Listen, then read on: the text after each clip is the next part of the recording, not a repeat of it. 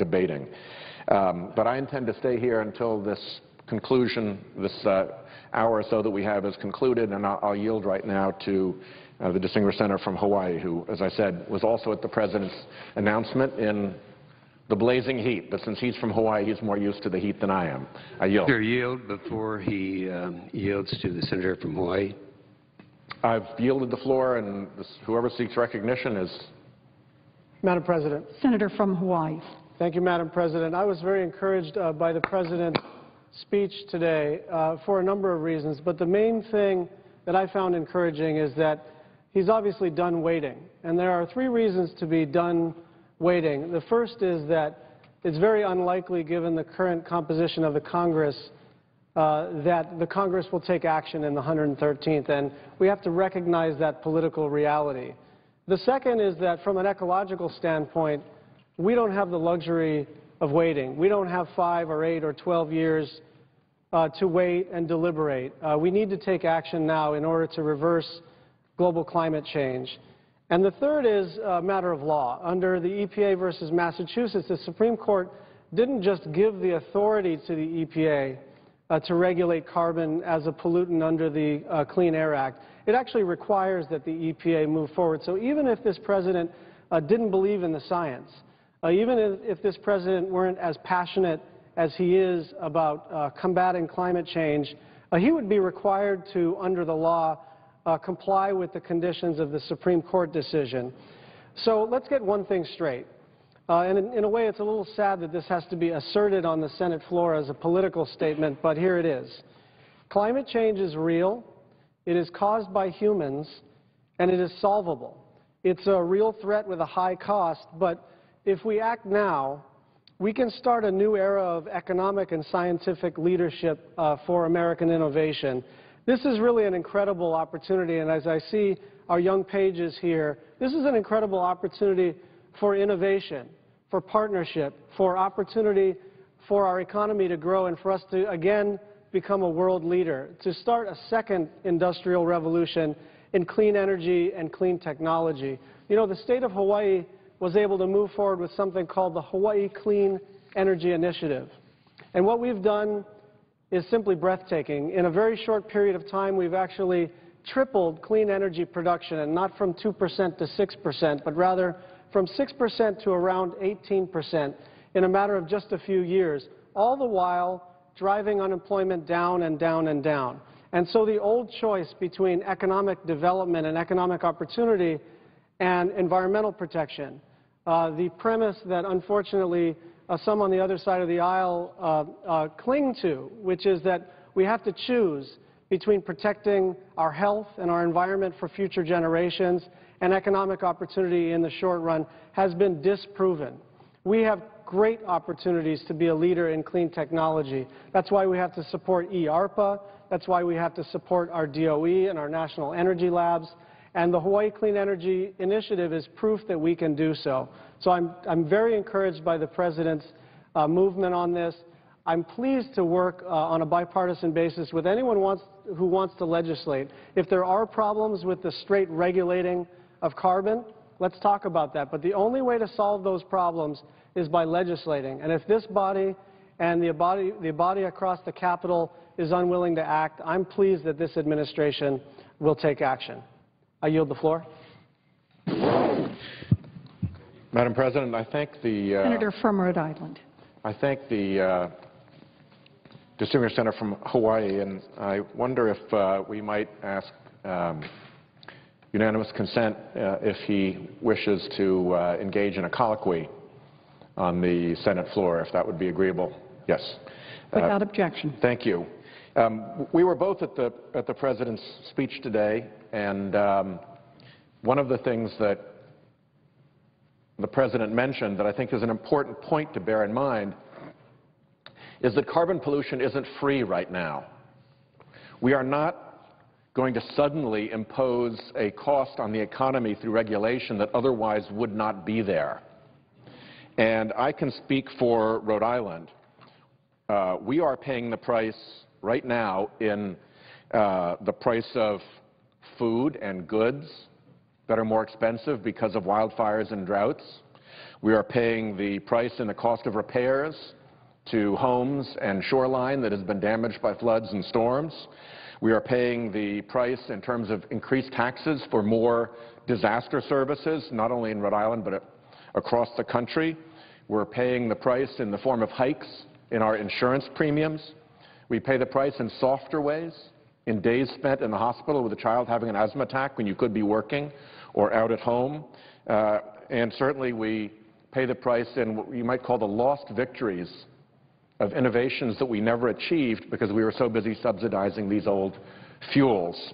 And I'd like to ask the Senator from Hawaii to comment for a moment on how he sees the costs in his home state of Hawaii, which is far away from my home state of Rhode Island, both very ocean and coastal states, but I'd love to hear his experience and his views as well. And then I see the Senator from Connecticut is on the floor, who is welcome either to join in the colloquy or to make a statement as he wishes. Madam President, and thank you. Through the chair, I'd like to answer your question and then perhaps yield to the Senator from Connecticut. You know, thank you for pointing out that this is not just for those of us who consider ourselves environmentalists. This has become an economic issue. This has become a question of our national strategic priorities. There's a reason that Admiral Locklear, the head of the United States Pacific Command, gave an address in which he called climate change the strategic threat in the Pacific Theater. That's not because he's a member of the League of Conservation Voters or the Sierra Club. It's because he understands what's happening throughout the Pacific Theater. There's a reason that Secretary of the Navy, Ray Mabus, is leaning so heavily forward on the question of biofuels and clean energy. And again, it's not because his job is to be concerned with global climate change. His job is to try to make sure that the Navy is as prepared as possible from a fuel standpoint, from a readiness standpoint, and he sees new fuels as the way to go. And the other part of this equation from the Department of Defense perspective is the amount of money that we have to spend forward operating, protecting our fuel supplies and our fuel lines, so that to the extent that we can have smart grid technology, better battery storage technology, new renewable energy generation, better efficiency, all of that helps our troops, especially as they're forward deployed. So I thank the Senator from Rhode Island for pointing out that there is a broadening recognition that this issue goes beyond conservation or anyone's particular concern with the natural environment, narrowly speaking. This is becoming a question of the cost of insurance, about how much we have to spend on flood mitigation, how much we have to spend in terms of disaster mitigation. This is now pervading our entire economy. It's costing the federal treasury billions of dollars, and so the cost of doing nothing at this point exceeds the cost of action. I yield the floor to the Senator from Connecticut.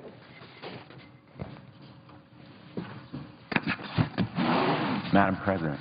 Senator from Connecticut. Thank you, Madam President. And I want to thank both of my colleagues and soon to be joined by another colleague in this colloquy, my colleague and friend from Connecticut, Senator Murphy. But let me first thank the Senator from Rhode Island because he has been a constant and extraordinarily eloquent speaker on this subject, regularly reminding us of our obligation, even before the President outlined today his vision of what we need to do. And I thank him and I thank the President for his bold leadership and very effective and courageous action that he is taking today. Anybody who questions the need for action in this area need look no further than the shorelines of Connecticut, which were devastated by Superstorm Sandy, which have been hit repeatedly over this past year by a rash of unprecedented severe weather events. Connecticut has been through extraordinarily severe and serious weather events that may become the new normal. We hate to think of these kinds of storms and tornadoes and hurricanes as the regular order. But in fact, that havoc may be the new normal for many states, indeed for all America, which is why the President's leadership today is so very important. Without action, we will suffer the effects of inertia and continued pollution and contamination. Climate disruption that is the result of human contribution, human inaction, human failure to address these problems. In fact, inaction is unacceptable. Inertia is intolerable, and this kind of leadership from the Senate as well as from the President is a moral obligation to protect the planet for our children and our grandchildren. In the last 30 years, asthma rates have doubled. In the last year alone, our nation has faced droughts and floods, extreme temperatures in almost every corner of the country, which exacts a cost in dollars and in human lives as well as suffering. This kind of extremes in climate are destructive and deadly, and the health-related costs of climate change add literally billions more to our nation. Connecticut has suffered major disasters 6 times since 2010. 6 disasters in less than 4 years. And that compares with 6 disasters in a 30-year period from 1954 to 1985. So we know firsthand how climate disruption, it's not just climate change, it is climate disruption, can affect our daily lives. So we have an opportunity as well as an imperative to act now. And very simple steps, we know what they are: upgrading and modernizing our existing power plants so they emit less carbon, investing in clean energy research and development, the investments that we make in fuel cells. Connecticut is the fuel cell capital of the nation and could be the fuel cell capital of the world. All combined with other measures, they are easily within our reach, can help save lives and dollars in this effort. And the investments we're making in infrastructure, the public investment, can also help us in this direction. There are common sense and necessary actions that we have an obligation and opportunity to take now, and one of them is the appointment of Gina McCarthy to head the EPA, now stalled by the same paralyzing partisan gridlock that is all too common. This kind of partisan gamesmanship should stop. I know her well. I can assure this body, as I've done before, that she has worked in the presiding officer's state of Massachusetts, as well as our state of Connecticut, with Republican governors. She has exemplified the kind of balanced approach, sensitive and responsive to business needs and interests, as well as to environmental protection.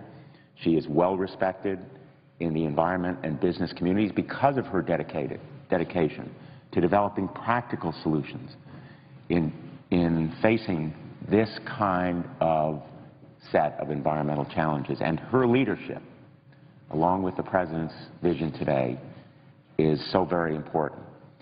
So we are working together, a group of us. I'm proud to be a part of that effort. I've co-sponsored legislation that would protect some of Connecticut's treasured bodies of water, including the Farmington River, the Salmon Brook, and Pawcatuck River as part of the National Wild and Scenic River System. And I've joined with members of the New England delegation to urge the Army Corps of Engineers to complete its study of the Connecticut River to better understand human impact on that river and improve its system. But all these efforts will be for naught if America and humankind fail to address this fundamental challenge that we face now to end our contribution to climate disruption, to stop the drift and inertia, to accept that we must act and act now. And the President's plan is an example, only an example of the kind of bold approach we need to combat the impacts of climate change. And so with The President's, Madam President, with your approval and with the Senator from Rhode Island's acquiescence, I would yield to my colleague from Connecticut for his comments. We share a state, and we also share a view that our children, his two and my four, will benefit from what we do here together as a body, as a group, and as a country. Thank you, Madam President. Thank you, Senator Blumenthal. Thank you for the yield, Madam President. We do share lots in common. We share the fact that we are both parents. I am, in fact, the father of two little boys, a 4-year-old and a 1-year-old. And if they are lucky enough, they might get to live to see the year 2100. They might be around for the end of this century, as opposed to the rest of us who will not see that day. And I shudder to think about the Connecticut that they are going to have to deal with 80-something years from today if we don't act right now. This isn't science fiction that we're talking about. In New England, we are talking about a 1 to 3 foot rise in sea level by the end of this century. Now, just a handful of inches is catastrophic in some parts of the globe, but a 3-foot rise in sea level in the state of Connecticut on a shoreline that has already been battered, as Senator Blumenthal mentioned, by storm after storm, would be absolutely cataclysmic. And that Connecticut that my children may be living in at the end of this century would bear almost no recognition to the one in which they live in now. And every single week, every single month that we don't do something is another step closer to that future world, which right now we think of as just one of fantasy. Connecticut is also the home to some of the biggest property and casualty insurance companies in the country and in the world, frankly. And I think it's important to recognize the fact that our inability to act is bankrupting this country right now as we speak. The property and casualty industry has paid out $135 billion with respect to extreme weather events in 2012. $139 billion has been paid out. Now, that results in increased premiums. That results in costs skyrocketing for everybody across this country who is paying for property and casualty insurance. The taxpayers have likely paid about $100 billion in terms of cleanup costs and remediation costs just over the last year alone. Superstorm Sandy and the events that we have seen hit the Gulf and the East Coast, they are bankrupting our nation and bankrupting companies and private insurance policy holders as we speak. Those costs are catastrophic. And, Madam President, the reason why you have such a big group of senators down here applauding the President's actions is also because we know that the United States can't do this alone. We know that we are going to have to convince countries like India and China, developing nations, to join us in a global effort. And we hope that the international climate talks are on pace to be able to get an agreement that could be operative by the end of this decade in 2020. But the world is still scarred by a unanimous vote in this chamber to reject the Kyoto protocols. The world is skeptical that the United States really has the stones or the courage to lead on this issue. And even though this body remains paralyzed for the time being on this subject, the President coming out and making the proposals that he has today hopefully gives some confidence to the people that will be sitting in Poland at the end of this year, who will be working out a climate agreement over the next several years, that the United States, at least with respect to the administration and the senators that are down here on the floor, are willing to lead as well. And finally, Madam President, I would just remark how pleased I was to hear the President talk about the specific issue of fast-acting climate pollutants today.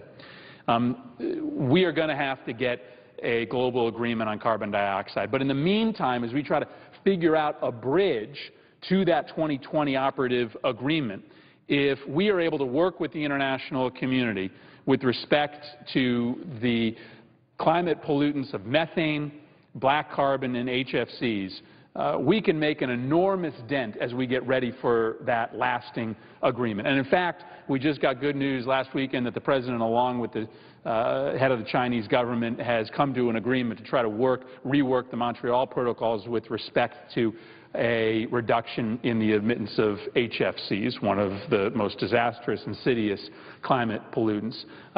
This is a very good day today. We have given, I think, a signal to the international community that we are ready to lead. We have given a signal to millions of kids across this country who hope that they might be around at the end of this century, that this country might have some approximation to what we enjoy today, and there will be a big group of us led by Senators Whitehouse and Merkley and Boxer that will be ready to work with this President to enact this very, very bold plan. As I mentioned, one of the leaders of this effort is my good friend who I would yield to now with the President's permission, the Senator from Oregon. Thank you, Madam President. And thank you to my colleagues from Connecticut and Maryland and Rhode Island who are down here sharing their stories and their concerns about carbon pollution and its impact on climate around the world. Indeed, it was just last October I was engaged in a triathlon, and the first stage, the swimming, was in the ocean in North Carolina. And I had been told to expect temperatures of 62 to 65 degrees. And as I went down to the water and the first group of participants getting off the transport bus, the person in front of me who had stepped in the water said, "Hey folks, this water is really warm, come on in." And the temperature was not 62 degrees, it was not 65 degrees, the temperature of the ocean was 72 degrees. And a week later, Hurricane Sandy struck the Northeast with incredibly devastating consequences, powered by this much warmer ocean water. And that is one of the many, many effects we're seeing of increased carbon in the atmosphere trapping the Earth's heat. Now, perhaps the most important number we should all be aware of is the number 400. And so I put it on a chart so we could ponder it. 400 parts per million. What that represents is a 50%, or roughly a 50% increase in carbon dioxide as it's represented in the broader atmosphere since the start of the Industrial Revolution, going from 270 to 400. Now, that's a lot of heat-trapping gases added to the atmosphere. Indeed, when we were at 350, scientists started to say, before we hit 400, we need to so dramatically reduce the burning of fossil fuels so that we will never hit 400, and the number will come back down and stabilize around 350. Well, if we're being graded as human civilization on this planet to our coordinated effectiveness in decreasing the burning of fossil fuels and keeping the concentration from increasing, we would be getting an F. We would be failing. Because not only did we soar from 350 to 400, but the rate of carbon pollution has doubled in the last 30 years. 30 years ago, the rate was, on average, 1 part per million per year. Now the on average rate is 2 parts per million per year. So not only have we not decreased and leveled out, but the steepness of the curve has doubled, which means that 5 years from now we'll be at 410, and 10 years from now we'll be at 420. And what this represents is a very bleak future for humans on this planet. You know, by various estimates, it's been somewhere between 3 million and 10 million years since our carbon had this level, since our atmosphere had this level of carbon concentration. That means in the time humans have been on this planet, which is less than 200,000 years, humans have never witnessed and never lived in an atmosphere with this concentration. We have never left footprints in the sand when the atmosphere has this level of heat-trapping gases. Now, you see it everywhere. You see it in Oregon in terms of our Cascade glaciers are getting smaller. Our Cascade snowpacks are getting smaller. Our pine beetle infestations, normally knocked down by cold winters, are getting larger. Our fires are getting larger, fed by drought and dead trees from the pine beetles. Indeed, we've had 3 record-setting droughts in the Klamath Basin in the last 13 years. The worst ever droughts 3 times in the last 13 years. We're even seeing it in our Pacific Ocean oysters. Those oysters, when they are tiny, are very sensitive to the acidity of the water. And the acidity has gone up because the carbon dioxide in the water has gone up. So we have many aspects just in my home state, and if we look across the rest of the United States, if we look across the globe, there are huge impacts everywhere with multiples of impacts at the poles where the temperature change is faster. So I applaud the President in saying we must have a bold strategy to take on climate change. There are 3 big areas of carbon dioxide generation, that is electricity generation, transportation, and buildings. His plan lays out strategies in all 3 areas, and that is good. That is a starting point for a much broader discussion on how we end our fossil fuel addiction. Now, addictions are hard to kick, but they're particularly hard to kick if you have someone who's trying to keep you hooked. And those who benefit from the profits of burning fossil fuels are very much trying to keep us hooked. So we have to recognize that that requires an extra degree of dedication and effort on all of our parts. So with that, I'll wrap up and turn this over to my colleague from Maryland, who has been a terrific champion on this topic and who's seen firsthand in Maryland many of the effects of global warming. Madam President. From Maryland. Madam President, let me thank Senator Merkley for his statement, but more importantly for what he has done to elevate the discussion here in the Senate on the need to deal with our environment, to deal with energy, to deal with climate change. He's been one of our true leaders in ways in which we live sensibly in a way that's good for our environment, good for our economy, and good for our health. I also noticed that Senator Whitehouse is on the floor. I know he helped organize all of us being here today. He has taken on a leadership position in the United States Senate on the area of climate change, and I personally want to thank him because this has been a difficult challenge to keep us focused on one of the most important issues of our time. When we talk about a legacy that we want to leave to future generations, it's our environment, it's our health, it's our economy, it's our national security, and Senator Whitehouse has been in the forefront of keeping us engaged on this issue so we could reach this day. President Obama, I applaud him for his statements today, for his leadership, for his action plan on dealing with climate change. It was comprehensive, it's extremely timely, and I think it's a workable solution for us to be the leaders in the international community in dealing with the issues of climate change. First and foremost, it's based upon the best science. It's not a political issue. This is a science issue. Climate change is real, and the way that we have to deal with it should be based upon the best science, and that is what President Obama is seeking. I heard some of my colleagues who are reluctant on this issue talk about the cost. And Madam President, I'm glad they raised the issue of cost, because when we passed the Clean Water Act and Clean Air Act, at the recommendations of some individuals who weren't exactly excited with the bill, they required that we do cost-benefit analysis on the cost of regulation versus the benefit to our society. And that cost-benefit analysis shows that we get 4 to 8 times back in savings for what it costs to regulate to get clean air and clean water. Now, that's just the direct economic issues. We also get a healthier lifestyle, we get air we can breathe, we're able to enjoy the environment.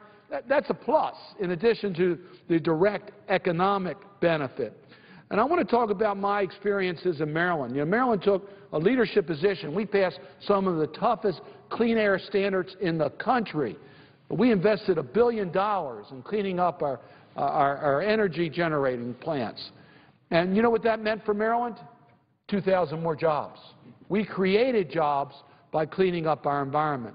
But we need national help. Why? Because air doesn't exactly stop at a state border. And we're downwind from many other states.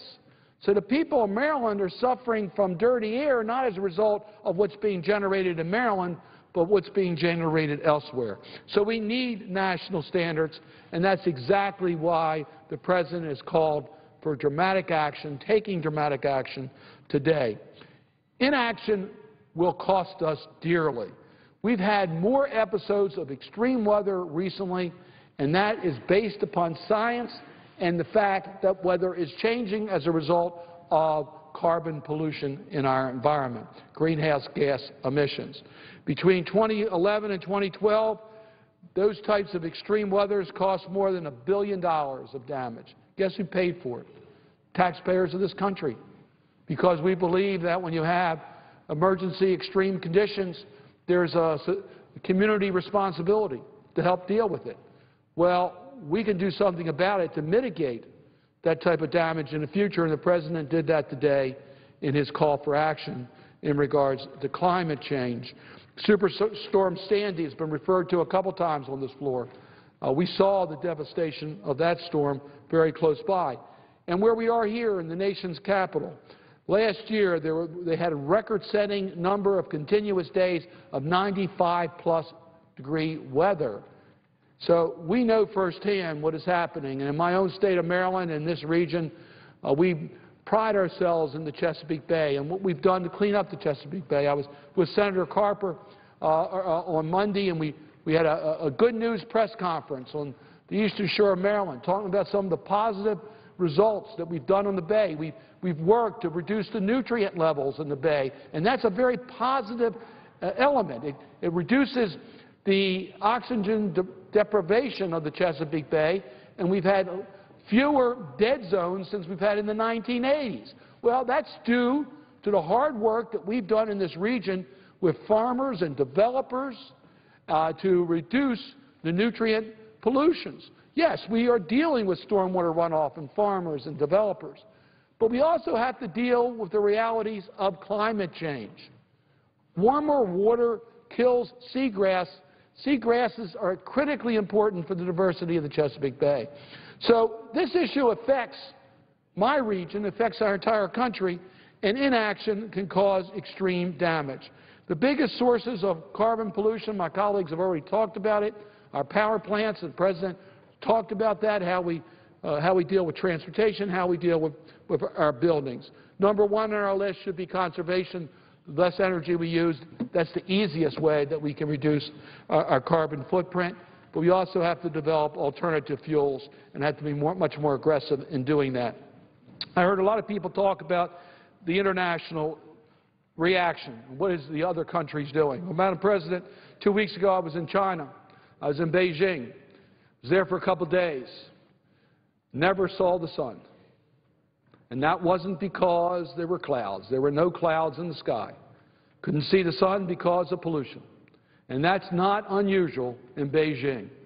So China is now doing something about carbon emissions. They're doing it because they have a political problem because their people can see the pollution. And they have a tough time breathing. And people are actually issued masks that can supplement their oxygen intake because of the pollution is so bad in China. They're taking action. They're developing alternative fuels. They're investing in solar and wind and in conservation because they know it's critically important. But quite frankly, what is needed is U.S. leadership. The international community is waiting for America to assume the leadership, and I think the international community is prepared to work with us. And that's why President Obama's comments today were just so timely. So timely to show that the United States is prepared to take action and to lead in the international community so that we all can pass on a cleaner environment, a safer world, a cleaner world, a more economically viable world, a world that is more secure to our children. And President Obama took a giant step forward towards that vision by his comments today. And with that, Madam President, let me yield very quickly back to the Senator from Rhode Island, if I might. Madam President, I know the Senator from Texas is waiting to speak, but I wanted to, first of all, thank the Senator from Maryland, who's been such a wonderful leader and ally and friend and very loyal to the needs and concerns of Maryland in this area. He's just been terrific. Earlier, the Senator from Oklahoma said, I think I'm quoting him correctly, that in the past 15 years, there's been not any increase in temperature. I guess to suggest that this isn't a real problem, we don't have to worry about it. And I tried to get the figure right, but I've double-checked it, and I'd like to correct myself. In the past 15 years, 13 of those 15 years are the 13 hottest years on record. So the past 15 years has been a period of very unusual heat. What happens when you have that type of unusual heat? What happens when you have the climate disruption, to use the good phrase of Senator Blumenthal? You end up with added storms. You end up, this is a graph prepared by the insurance industry, not exactly a bunch of liberals. This is how they make their money. They want to get it right. And they've graphed the storm activity starting all the way over there in 1980 and coming here to 2012. So if you go back the last 15 years here, you'll see a significant increase in storm activity, the type of major storms that the insurance industry has to pay for. So they care very deeply about this. They get their data right, and I think they can be trusted. I also think that the 13 out of 15 being the hottest years on record can be trusted because that's science that comes from NASA. And I don't know where the Senator from Oklahoma was getting his data, but I'll trust the scientists at NASA. These are people who have put an Explorer the size of an SUV onto the top of a rocket, fired it off into space, sent it to Mars, landed it on the surface of Mars, and they are now driving it around on the surface of Mars. I don't think these are scientists who are incapable of getting it right. So I trust the insurance industry for these numbers about storms. I trust the NASA scientists for the numbers about temperature. And I think it's pretty clear that we're way out of bounds of history. As the Senator Merkley, the distinguished senator from Oregon, said, the entire history of our species on this planet until the Industrial Revolution and our great carbon dump has been within 170 to 300 parts per million. That's been the range for as long as we have been a species on this planet until this sudden upsurge, and that has now taken us to 400. It is a novelty, if that's not too frivolous a word to use for such an excursion outside of the bandwidth in which our species has inhabited this planet throughout its entire existence. So I see the Senator from New Mexico and the Senator from Texas organizing who is going to speak next, and I will respectfully yield to whichever one of them wishes to proceed. But I do want to thank my colleagues for coming to the floor today to discuss this. Senator Murphy from Connecticut, Senator Merkley from Oregon, Senator Schatz from Hawaii, Senator Blumenthal from Connecticut, Senator Cardin from Maryland, and now Senator Tom Udall from New Mexico, all have been here on very short notice because we all want to support this president in his decision to move forward on regulating our carbon pollution and beginning to forestall the damage that it is doing to our economies, to our states, to our coastlines, to our forests, to our farms, and if anything, one could say it's about time, but it certainly is time, and I applaud that the President has stepped so well forward into this, and I yield the floor. Thank you, Madam Chair. Senator from New Mexico.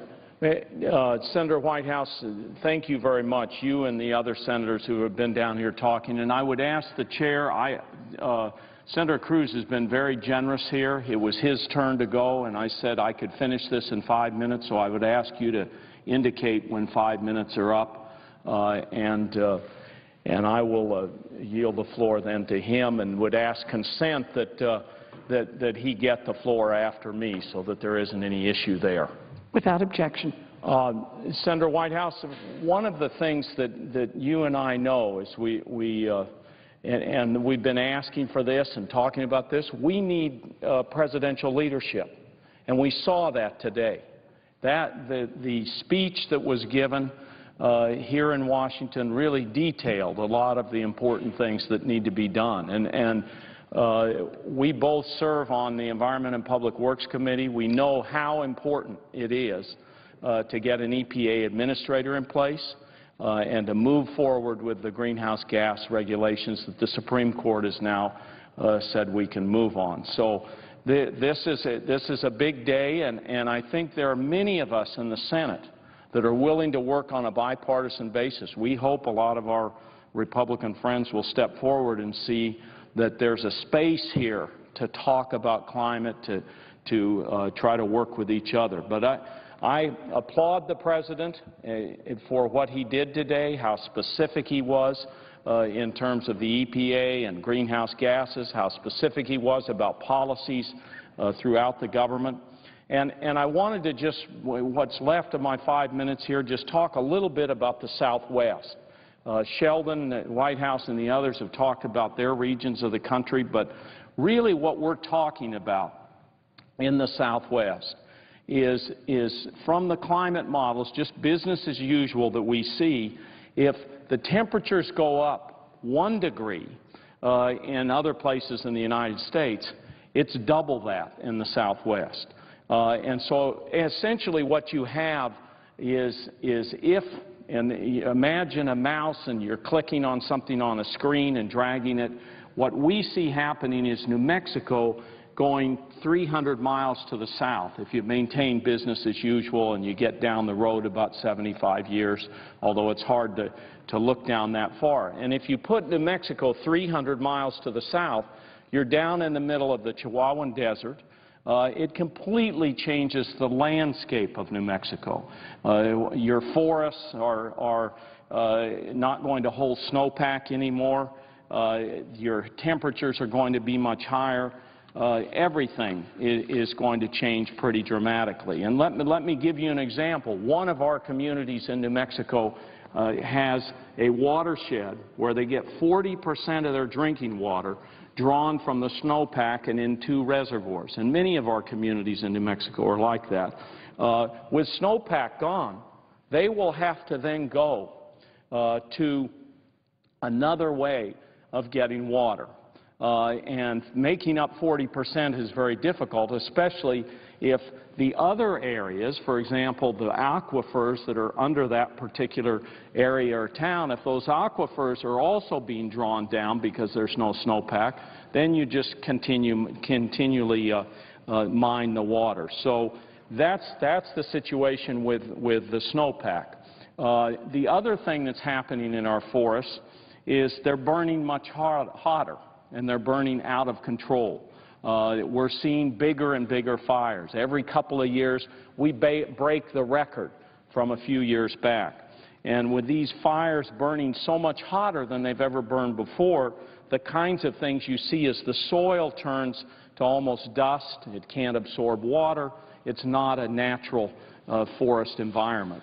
And so this has a devastating impact, and it's overlain by a drought, which also has been going on about 12 or 13 years. I just want to point out and read a recently issued report from one of our great national laboratories, Los Alamos National Laboratory, where they talked about the drought stress for our forests. The drought stress of forests in the Southwest is more severe than any event since the late 1500s mega drought. Late 1500s mega drought. and that probably led to the deaths of a large proportion of trees living at the time. Climate projections predict the mean forest drought stress by the 2050s will exceed that of the most severe droughts in the past 1,000 years. So there's no doubt, Madam President, that climate change is real, that the costs are real, and the costs aren't just monetary. This is a direct challenge to our way of life, and no one can really put a price on that. So let me just conclude here and say that once again I appreciate Senator Cruz for your courtesies. I would ask that I have a fuller speech. I would ask that it be put into the record as if I spoke at all, and with that I yield the floor to Senator Cruz. Without objection.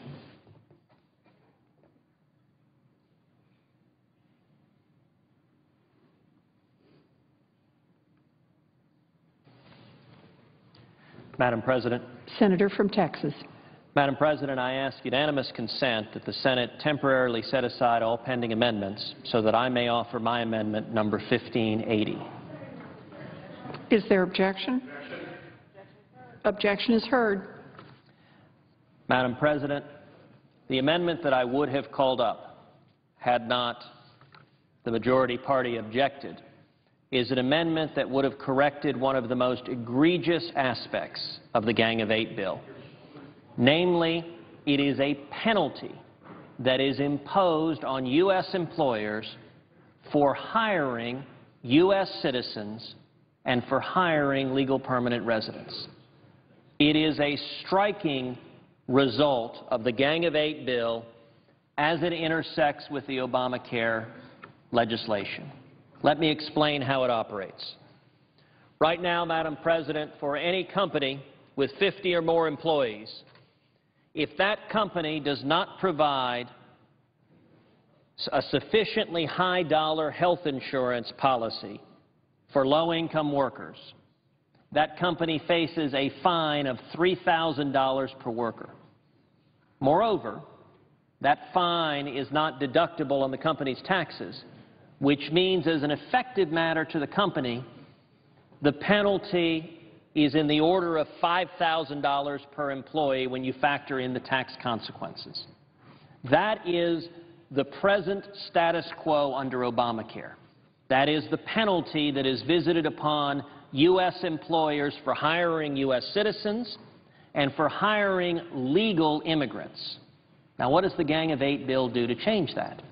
Well, the Gang of Eight bill takes some 11 million people who are here illegally, and it grants them what is called RPI status, Registered Provisional Immigrants.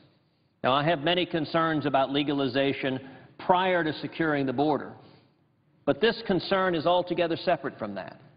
And it is the simple reality that anyone granted RPI status, anyone granted legalization under the Gang of Eight bill, is exempted from Obamacare, which means that the employers who would be hiring them do not face the Obamacare tax of $5,000 per employee, whether U.S. citizen or legal immigrant. Now, what does this mean in reality? Let's take an example, a simple hypothetical. Madam President, I would ask you to envision a small business. Joe's Burger Shack. Joe's Burger Shack is owned by a small business owner. It is a series of small fast food restaurants in any given state. It could be my home state of Texas or any state across the Union. Now, let's assume that Joe's Burger Shack has 100 employees. And Joe's Burger Shack with 100 employees, business is doing relatively well. People are eating more hamburgers. Joe decides he wants to hire 5 more people.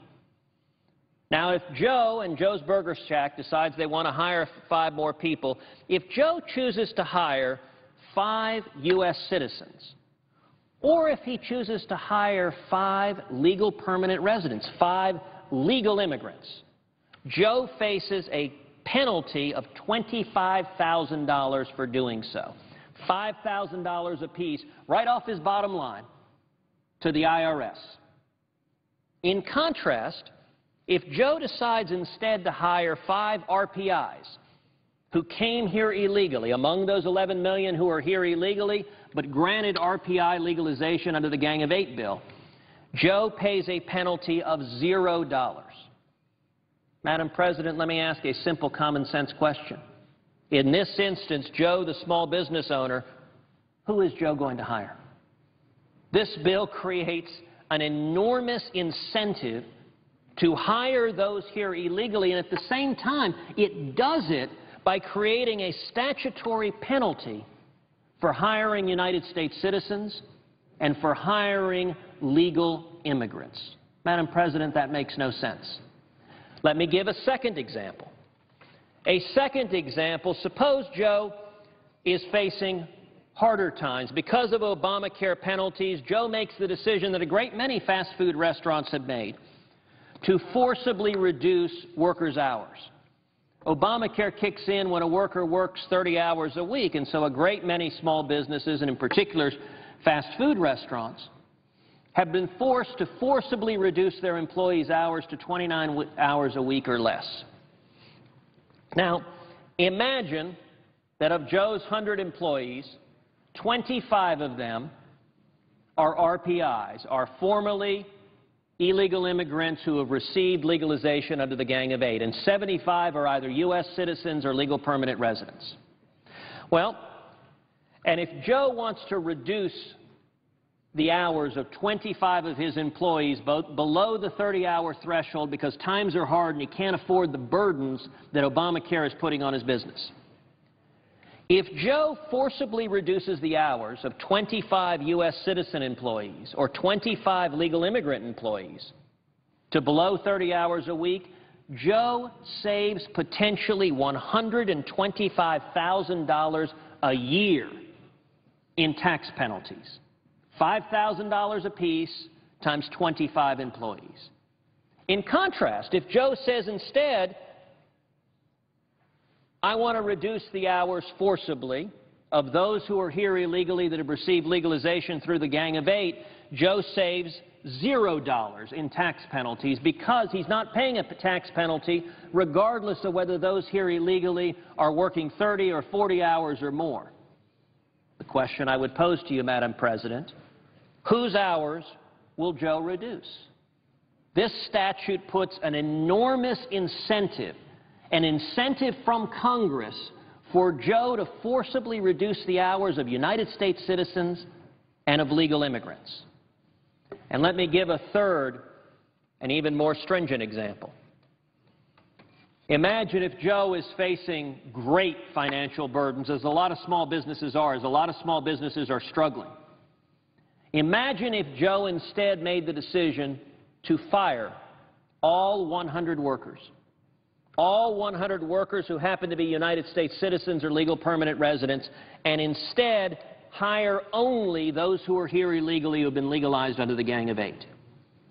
The consequence, simply doing the math at $5,000 an employee, means that Joe could save $500,000 a year in tax penalties. Now, actually, the way Obamacare works, it's a complicated formula where there's an alternative avenue where Joe could well be paying $2,000 per employee minus 30, which would get down, when you factor in the tax savings, to about $200,000. But any way you measure it under Obamacare's complicated tax penalty formula, Joe could potentially save hundreds of thousands of dollars by firing his U.S. citizen employees or his legal resident employees and instead hiring those who are here illegally. Madam President, that doesn't make any sense. Madam President, that's not an incentive that anyone rationally would set up, and that is what this Gang of Eight bill does. You know, to share how real this incentive is, this penalty for hiring U.S. citizens and legal permanent residents, I'd like to read a letter from one of my constituents. Mr. Alan Tharp, who is chairman and CEO of Old England's Lion and Rose Restaurant, Ltd., in San Antonio. He wrote a letter that reads as follows. My name is Alan Tharp, and since 1985 I have been the sole owner and CEO of Alan Tharp LLC, as well as the Lion and Rose restaurant chain, and a partner in the Golden Chick restaurants. Our corporate restaurants provide well over 1,000 jobs to fellow Texans, and our franchise restaurants provide many more. I've been following the current debate over immigration reform very closely and want you to be aware that this bill, coupled with the new Obamacare legislation, makes it much more affordable for a business like mine to employ registered provisional immigrants than American workers. I do not believe that was the intention of either legislation, but it is the irrefutable effect of both. Obamacare, as documented in numerous news stories, already creates an incentive for businesses to cut hours in order to avoid triggering the 50 full-time employee threshold that requires businesses to pay a fine if they do not provide government-improved health insurance. Because of this law, I have been forced to cut back every single hourly employee in each of my companies to no more than 28 hours a week. Cutting schedules from 40 to 28 hours per week has caused some hardship on many employees. However, our choice is to either provide part-time work or no work at all, because our business cannot afford to comply with the severe consequences that would be imposed on us under this law if we continue to provide full-time employment to all these employees. If the current immigration bill before the Senate, however, is made law, a business could hire registered provisional immigrants instead of U.S. citizens and avoid triggering Obamacare regulations and fines. Hiring RPIs over American workers from a purely economic point of view would be the best thing for my business. I personally do not believe this is the right thing to do, but surely some of my competitors would. Obamacare and the immigration bill is forcing employers to make extremely difficult choices. I don't want to be in the position of choosing to grow my business or choosing to pay my fellow Americans. I want to do both. Obamacare and the immigration bill will prevent me from doing so. Madam President, this is a real CEO facing the real incentives of running a business under Obamacare and looking at what would happen if this Gang of Eight bill passed into law. Now, what are the potential counter-arguments to this concern? Well, in the way of Washington, we don't actually have to predict, because the proponents of this bill have followed a long tried-and-true path in Washington. Namely, they have gone to an ostensibly neutral reporter at a mainstream publication and urged them to, quote, fact-check the claim that the Gang of Eight bill with Obamacare would put a penalty on hiring U.S. citizens and legal immigrants. And the fact-check, the reporter compliantly gave the answers, the responses that are given by the Gang of Eight, but I would suggest, Madam President, that those responses are on their face singularly unpersuasive. The first response that the Washington Post fact-checker put up was a claim that, quote, Cruz is really creating a mountain out of a molehill because, quote, the impact on employers is almost too minuscule to be noticed. That's a quote from our friends at the Washington Post in their so-called fact-check. And the basis of this is they said, well, gosh, there are a lot of companies that don't have 50 employees. The number of companies with more than 50 employees is really, really small. Or as they put it, almost too minuscule to be noticed. Madam President, I'm going to suggest the claim that companies with more than 50 employees comprise a share of the economy that is minuscule is facially absurd. Indeed, if you look at the data, 71% of all U.S. employees work in a business with more than 50 employees. So according to the Washington Post, it is an objective fact that the employers for 71% of U.S. employees are, quote, almost too minuscule to be noticed. To put that in raw numbers, that's 80 million employees. Madam President, I would suggest 80 million employees is on any measure not minuscule. Now, the second basis of the so-called fact check and the second response from the bill's proponents was that, well, under current law, it is illegal for a potential employer to ask about a person's immigration status. Madam President, I would note this is a particularly facile response that almost surely came from a lawyer. And as a lawyer myself, I will say it is precisely the sort of response that causes people to love lawyers as they do oh so much in today's society. Because, yes, it is true, there is a provision in statute that says you cannot ask about a person's immigration status and base employment decisions on that. But the statute also requires you to check their immigration status before you hire them.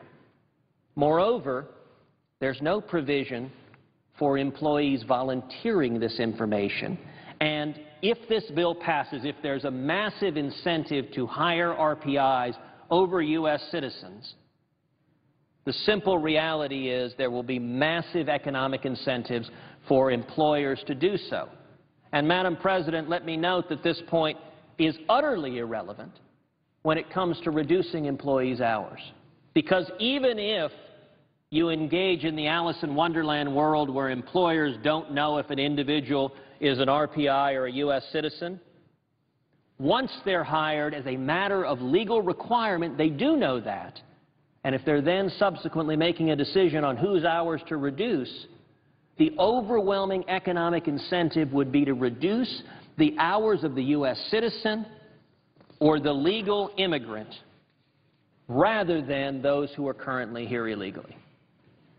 Now, Madam President, I want to ask you, this penalty on hiring U.S. citizens and on legal immigrants, who is this going to hurt the most?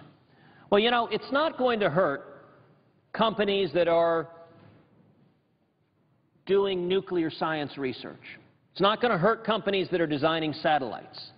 It is going to hurt the workers who are working in the sorts of jobs where they face competition from those who are here illegal. It is going to face workers, for example, in the fast food industry. It is going to hurt workers who are working in landscaping and construction. Who is it going to hurt the most? If you look right now, today, under the Obama economy, who is being hurt the most by the Obama economy? Those who are most vulnerable among us. Hispanics today have a 9.1% unemployment rate. Hispanic U.S. citizens, Hispanic legal immigrants, will be directly harmed by this outcome. African Americans have a 13.5% unemployment rate. Right now, under the Obama economy, it's gone up under President Obama. African American workers will be hurt by this statutory penalty on hiring U.S. citizens and legal immigrants. And teenagers face an unemployment rate of 24.5%. And teenagers in particular, if you look at jobs, for example, in the fast food industry, they are so often the first or second job a young teenager gets as he or she begins to climb the economic ladder. And if Congress passes a bill that puts a major economic penalty on hiring a U.S. citizen or legal permanent resident, he or she may never get that job. Mr. President, I'd like to read a letter from another constituent who is president of Painless Performance, a high-end car parts manufacturer in Fort Worth, Texas. The letter read as follows. My name is Adrian Murray. I'm an immigrant. My parents moved to America from Ireland 55 years ago to seek opportunity and a better life. At the time, new immigrants had to have a sponsor and proof of future employment. I still have the letters written to the INS on their behalf. My parents later became naturalized citizens and raised me to respect America, her customs, and her laws. That was back in the day when being an American citizen was prized. To stand before a judge with hand raised, pledging allegiance and fidelity to America was the dream of millions around the world. We devalue American citizenship by making it a cheap tool for political gain. My parents taught me to respect America's exceptionalism and therefore honor the institutions of this nation. Because of their example, I have built a successful business with 52 employees. Many of those in my plant are legal immigrants from Vietnam. They too came here the right way and endured much hardship to earn their citizen status. What am I to tell them? That their sacrifice was meaningless? That they should have just snuck in? That their citizenship has no value? That the joke is on them? Well, I would never exercise the option of replacing them with cheaper, Obamacare-exempted workers.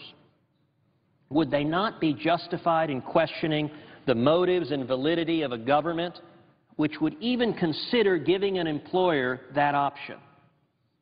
What has this nation come to?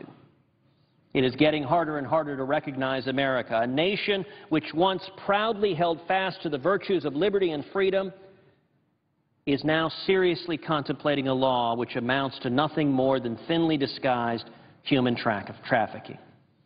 Once the world's greatest deliberative body, the Senate is set to vote this bill into law without bothering even to read it.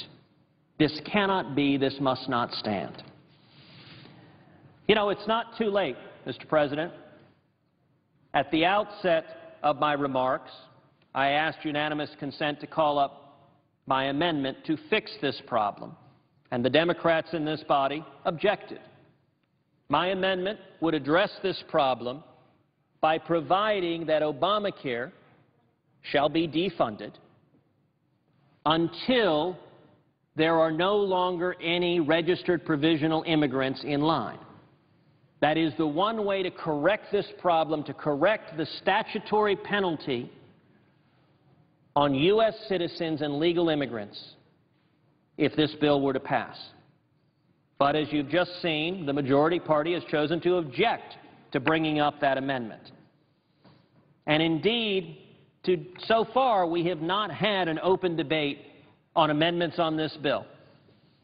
And I would note that a number of the proponents of this bill claimed they were going to fix this. Here are a few of the comments sponsors of this bill have made concerning the amnesty tax loophole.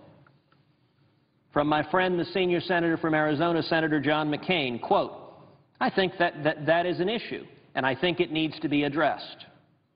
Also from Senator McCain, "We cannot give people who are not citizens the same benefits. That is the fundamental principle. We are trying to work around it so that an American citizen is competitive for a job." A quote from a senior Democratic aide, "We are willing to work through these issues as the bill works its way through the Senate." Well, Mr. President, I'm sorry to tell you that those promises have not materialized. We haven't worked through these issues. And you know, I cannot help but think, with an issue like this, of the very real impacts it has in so many families. And at least in my family, that impact would not have been hypothetical. 55 years ago, my father came from Cuba as a legal immigrant. He was 18, he couldn't speak English, and when he arrived in Austin, Texas, penniless, he took a job like so many other immigrants before him, washing dishes, making 50 cents an hour. And I will say the food services industry has provided such an opening portal for millions of Americans and for millions of immigrants from throughout the world.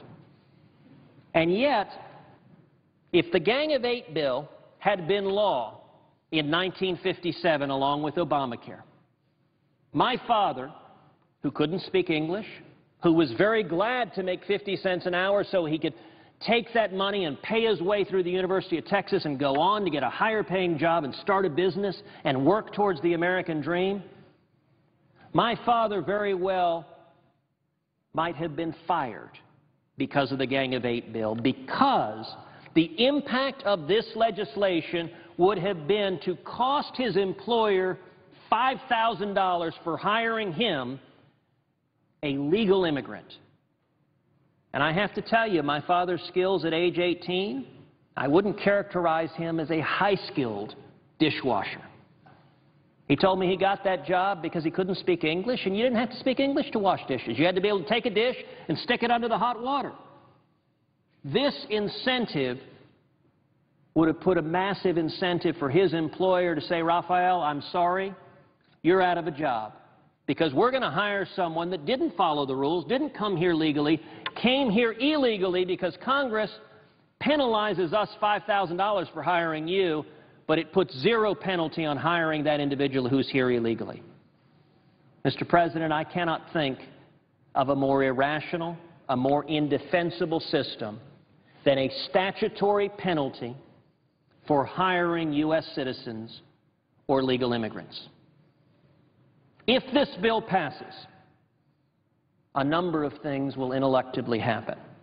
If this bill passes, African-American unemployment will almost surely go up, and it will be the United States Senate's fault, because this bill will penalize hiring African-Americans who are U.S. citizens or legal immigrants, and instead will incentivize hiring those who are here illegally. If this bill passes, Hispanic unemployment will almost surely go up, because this bill penalizes hiring Hispanics who are U.S. citizens or Hispanics who are legal immigrants who followed the rules. If this bill passes, youth unemployment will almost certainly go up, because it is young people in particular who are just beginning the journey up the economic ladder who will be most impacted by Congress deciding to put a $5,000 penalty on hiring that U.S. citizen, hiring that legal immigrant, and instead give a preference for hiring those here illegally. Mr. President, if this bill passes, union households' unemployment will very likely go up, because it is working-class households that are facing the most direct competition, and if that happens, it will be the fault of the United States Senate. And, Mr. President, if this bill passes, unemployment among legal immigrants will almost certainly go up. Because what this bill says is if you hire a legal immigrant, the IRS is going to impose a $5,000 penalty on you, the employer. But if you don't hire that legal immigrant, if you reduce that legal immigrant's hours, if you hire instead someone who's here illegally, that penalty will go away. Mr. President, I would suggest that is utterly and completely indefensible. Nobody in this body wants to see African-American unemployment go up. Nobody wants to see Hispanic unemployment go up, youth unemployment go up, union household unemployment go up, legal immigrant unemployment go up. And yet every one of those will happen if this Gang of Eight bill passes without fixing this problem. And if that happens, all 100 members of the U.S. Senate will be accountable to our constituents for explaining why we voted to put a federal penalty on hiring U.S. citizens and hiring legal immigrants. In my view, it makes no sense, and it's indefensible. And I very much hope this body will choose to pass my amendment and fix this grave defect in the Gang of Eight legislation. Thank you, Mr. President, and I yield the floor.